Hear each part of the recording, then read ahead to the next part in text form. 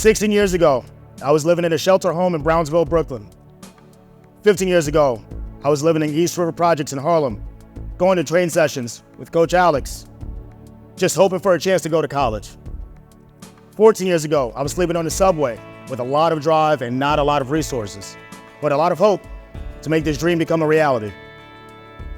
13 years ago, I was 17 years old, standing in front of NFL athletes Prince Amukamara and Roy Halou, tonight Michael Cox, and thousands of people at a banquet all the way in Omaha, Nebraska. That night, I shared my story of overcoming adversity by finally receiving the resources necessary to become a non-statistic of my circumstances.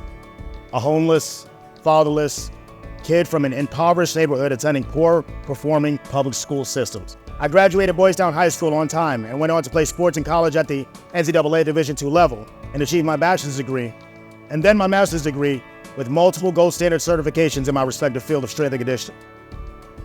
Noted, 13 years later, I'm back in New York City as a coach, mentor, and director within About You.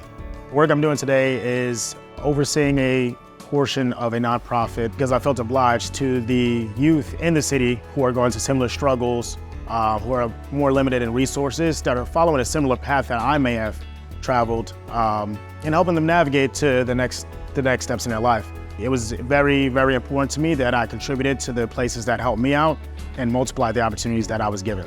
What drives me every day used to be my past, right? And always feeling like this weight on me to make it out from my circumstances. And that still gives me a little bit of my drive, but what drives me more than anything is the kids I work with on a day-to-day basis.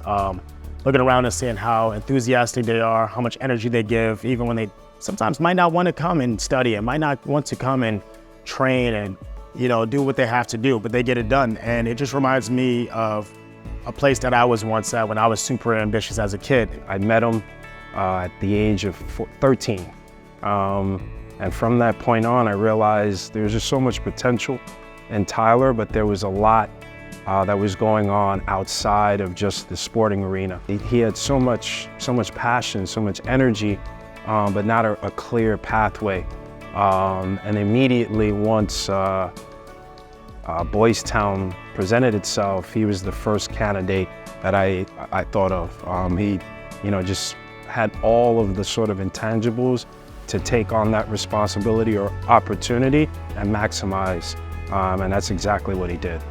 I've been blessed to be able to help more Boys Town kids, whether that is through referring them to Boys Town or just simply training them here in New York City and bridging that gap that was bridged for me years ago.